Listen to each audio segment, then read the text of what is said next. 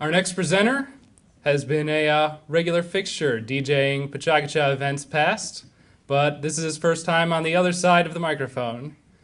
Brian Mertz.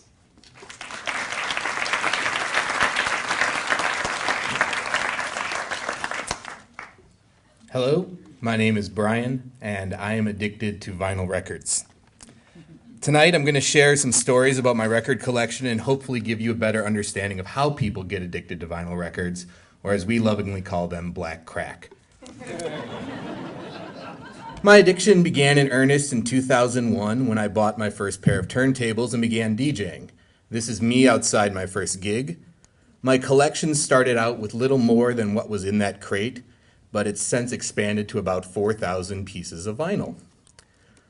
Vinyl comes in a variety of sizes. Should be the next slide. There we go. The most common are the 12-inch record and the 7-inch record, often referred to as a 45. But there are also 10-inch records and even 3-inch records, which are just a little bit smaller than a CD. All of the records you'll see tonight are actually from my collection. Hunting for black crack is more fun than hunting for real crack. This is my local record shop / crack house, Exile on Main Street. Yeah, good record shops like Exile often reflect the city's local culture in ways that online stores just can't.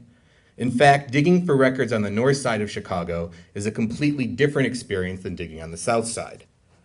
This is a picture of me in a record store in Rome. The majority of the records in that shop were ones I had never even seen in America. Good record stores can be so different from each other that just going to Bloomington to dig feels like a new adventure. It's addictive, and that's because records themselves tell stories. As Rob Gordon accurately pointed out in the movie High Fidelity, a record collection can be sorted autobiographically. I could tell you a story about nearly every piece of vinyl I own, but tonight I'm just going to talk about some of my favorites. Sentimentality is a large part of record collecting. This is the very first record that I ever owned, the soundtrack to the Walt Disney World Main Street Electric Parade. My parents bought me this 7-inch when I was about 8 or 9 years old, so like many other addicts, I can say that my demons took a hold of me at an early age. The very first record I bought with my own money was Underworld's Born Slippy. This song single-handedly got me into DJing. It's also the very first record that I have played on every turntable that I've owned. On the right is a sample record that my mentor, DJ Zeke, gave me to practice with when I was first learning to spin, and I've had it ever since. Scarcity also matters to record collectors. The J Dilla record on the left side is rare because most of the 1,000 copies that were made were warped in a manufacturing error and never sold to the public. On the right is a test pressing of a Bjork album. Test pressings are made to check for defects before the actual record is pressed, so test pressings are rare and coveted.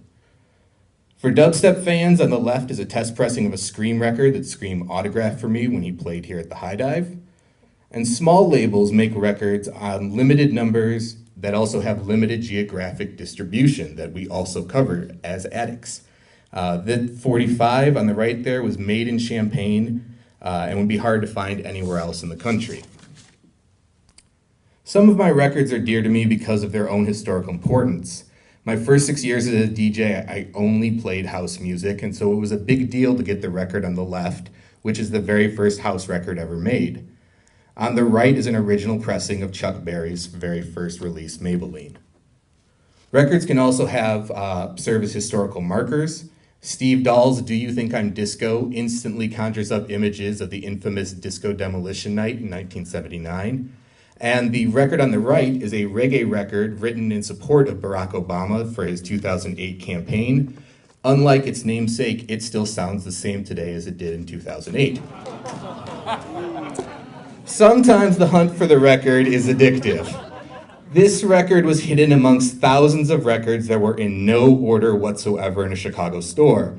The shop owner assured me that Paris Mitchell himself had dropped off a copy, and so I spent 5 hours in that store looking for that one record.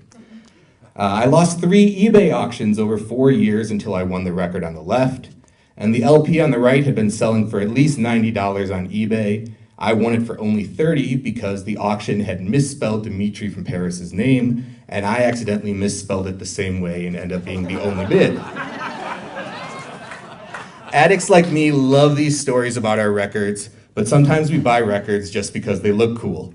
Records come in a wide variety of colors. From an audio standpoint, colored vinyl actually sounds a little quieter than black vinyl, but they look cool, so we have to have these records. Some records come in different shapes. All three of these records, including the square-shaped record in the middle, play with normal round grooves like a normal record, but they also look very cool. There are also picture discs, like we will see here in a second. There are also etched records, where artwork is actually carved into the record itself. Unfortunately, etchings don't photograph very well, but my favorite record actually photographs surprisingly well for its subject. My favorite record has everything I love about vinyl. It is a DJ Shadow remix of Radiohead. And Shadow pressed up 2,000 copies of this record on his own, gave most of those copies to his friends and other DJs, and whatever was left he gave away unannounced to anyone that spent $20 or more on his website. But that's not how I got the crown jewel of my collection. And there it is right there. My favorite record is shaped like Dick Cheney.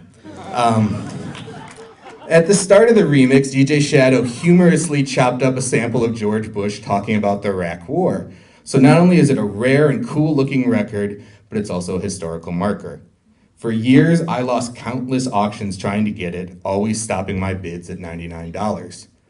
Then one Christmas, my girlfriend Lisa gave it to me as an utter surprise. To this day, I think it's a small miracle that she found it. But the larger miracle is now that when I look at Dick Cheney's face, I'm not filled with thoughts of anger, but thoughts of love and happiness. And transforming one of the world's most evil men into a symbol of love is something no MP3 could ever accomplish. Only a vinyl record did.